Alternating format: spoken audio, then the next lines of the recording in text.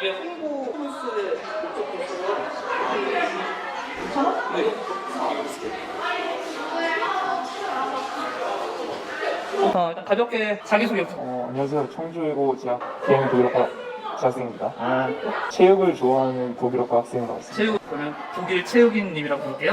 네. 네, 독일 체육인님, 제가 오늘 점심시간에 갑작스럽게 이렇게 캐스팅해서 흔쾌히 인터뷰에 응해주셔서 감사하고요. 지금 영상 보고 계시는 시청자분들 제목 보고 들어오셨을 텐데, 지금 이 영상은 우리 청주 외고 학생들의 교육과정 선택을 하는 과정이 있어서 그 과정에 대해서 좀 같이 관심을 가져보자라는 차원에서 만들어본 영상이고 또 퍼포먼스입니다. 그래서 오늘 이 시간에는 우리 독일 체육인님 모시고, 약간 갑작스럽지만 어차피 근데 몇 달 있으면 내년도에 우리가 배울 과목을 선택하는 시점이 다가오잖아요. 물론 그 전에 수요조사도 할 것이고 교육과정 박람회도 할 거지만 우리 독일 체육인님 내년에 어떤 과목 선택하는지 다 알고 있나요? 그래서 대략 어렴풋하게는 알고 있는데 좀 줄줄 외지는 못하는 그런 정도잖아요. 그렇다 보니까 한번 오늘 그런 과목을 한번 선택해보는 시간을 가져보려고 하고요. 근데 그 인터뷰 시뮬레이션 진행하기 전에 혹시 관련해서 우리 학교 자랑 혹은 우리 반 자랑 한번 가볍게 한마디 해준다면 할 수 있을까요?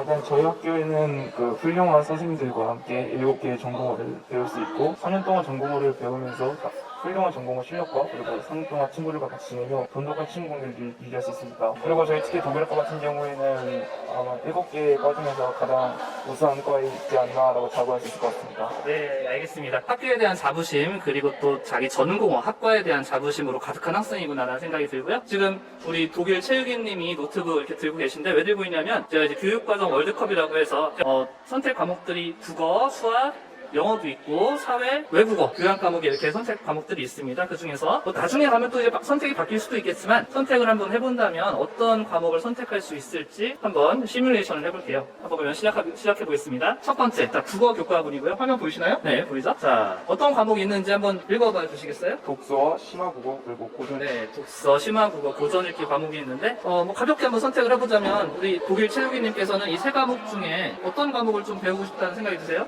저는 개인적으로 고전 읽기가 굉장히 잘 좋아합니다. 고전 읽기가 좀 흥미가 가군요. 근데 이제 여기서는 근데 우리가 한 가지 신경 써야 될 게, 우리가 대학 갈 때 수시도 있지만 정시도 있잖아요. 그래서 정시 과목 중에서 이 독서가 필수 과목입니다. 그렇다 보니까 그 점은 잘 고민해서 나중에 실제로 선택할 때는 잘 고려해서 선택을 해주셔야 될 것 같아요. 고전 읽기가 왜 흥미가 있을까요?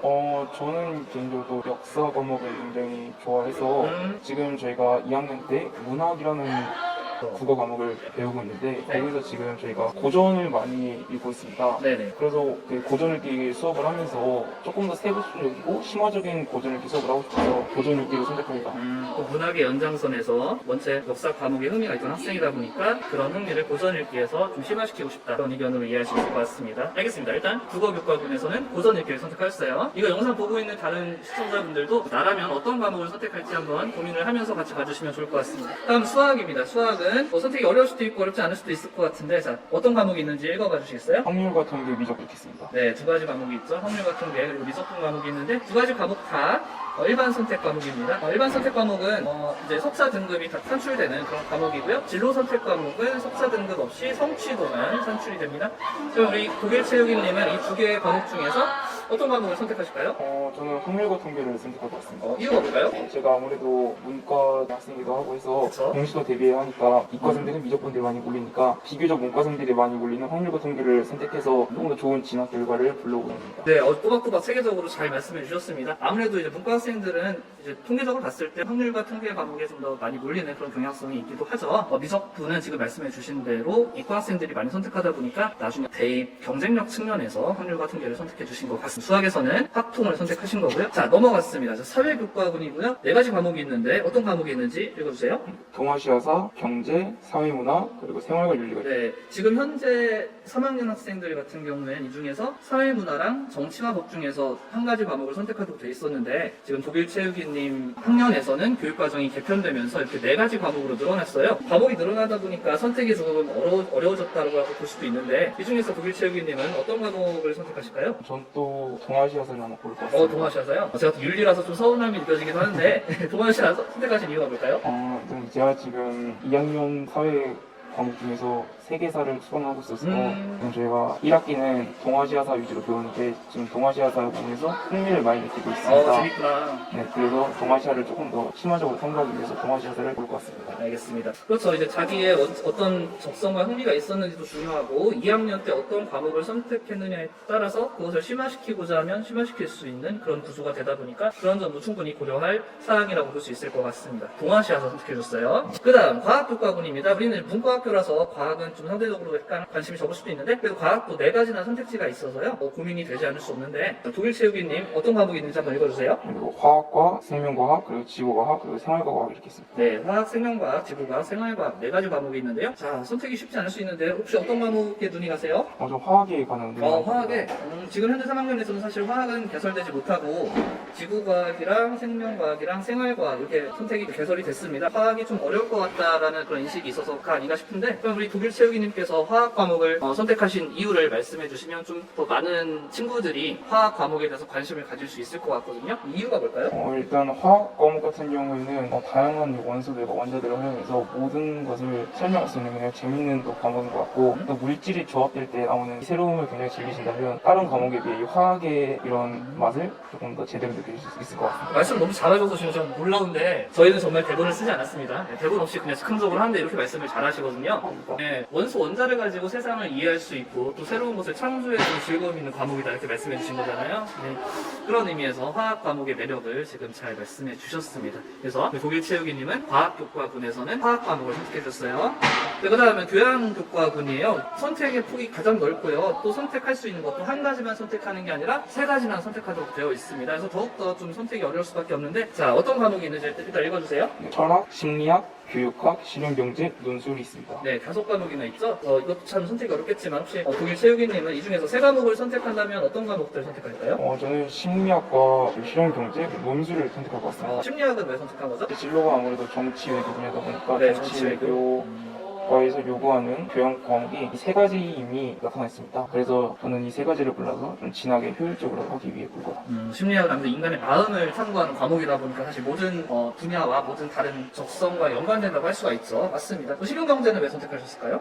실용경제 같은 경우에는 외교를 하다 보면 각 국의 상황을 잘 파악을 해야 합니다. 근데 요즘 점점 세계화가 진행되면서 즉 경제력이 즉 국력이기 때문에 경제를 잘 파악하면서 우리나라의 상황이 이제 어떻게 돌아가는지 알고 환경을 분석하여 좀 더 우리나라의 외교 방향이 좀 더 좋은 쪽으로 나아갈 수 있도록 하기 위해서 세계화 시대에서 아무래도 세계 각국에서 주목하고 있고 외면할 수 없고 중요한 문제가 경제이기 때문에 실용경제 선택하신 거고요.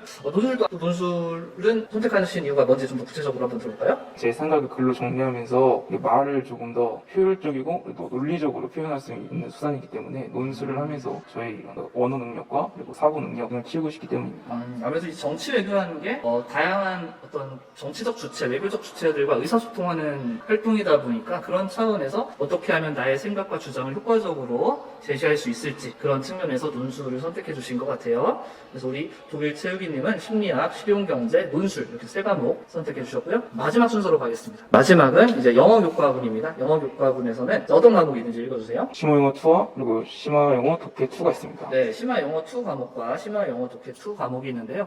이 2과목은 좀 제목이 비슷하다 보니까 뭐가 뭔지 좀 헷갈릴 수 있는데 심화영어 2 과목은 실생활에 필요한 의사소통 능력을 전공 분야와 관련된 영어 이해 능력과 표현 능력을 기르는 과목이다. 이렇게 되어 있고 심화영어 독해 과목 같은 경우에는 아무래도 독해인 만큼 다양한 주제와 장르의 글을 읽고 이해하는 능력을 기르는 과목이다. 읽고 이해하는 데 초점이 맞춰져 있는 것 같아요. 심화영어는 의사소통 측면인 것 같고 둘 다 다양한 분야를 다루는 건 공통적이라고 볼 수 있을 것 같아요. 고민이 쉽지 않을 것 같은데 우리 독일 체육인님께서는 이 둘 중에 어떤 과목이 좀 매력이 느껴지세요? 심화영어를 굉장히 많이 매력한 것 같습니다. 추가도? 왜 그럴까요? 일단 저는 개인적으로 쓰는 것보다 말하는 걸 굉장히 좋아하고 그리고 다른 것보다 전공이랑 같이 연합한다라는 것에서 아주 큰 매력을 느끼는 것 같습니다. 제가 지금 이제 이 PPT 밑에다가 설명을 적어놨는데 네. 그래서 학습자들의 전공에 따른 다양한 요구를 최대한 충족시키고자 하는 그런 목적이 좀 더 적극적으로 깃들어 있는 과목이다 보니까 네, 우리 김일채우기님께서는 심야 영어 과목을 선택해 주셨습니다. 일단 여기까지 잘 참여해 주셔서 감사하고요. 사실 지금 여기서 선택한 걸 가지고 끝까지 가는 건 아니고 몇 달 동안 신중하게 고민할 필요가 있겠죠. 네, 그래서 마지막까지 충실하게 고민해서 후회 없는 선택해 주시길 바라고요. 이 영상 보고 계시는 다른 시청자분들도 관심을 가지고 내년에 어떤 과목을 배울 것인지 함께 고민해 주시면 좋을 것 같습니다. 그리고 7월 달에 열리는 교육과정 박람회에도 많은 적극적인 참여 부탁드립니다. 그래서 영상 마칠 건데 아까 영상 시작할 때 물어보려고 했던 건데 다리를 다쳤어요.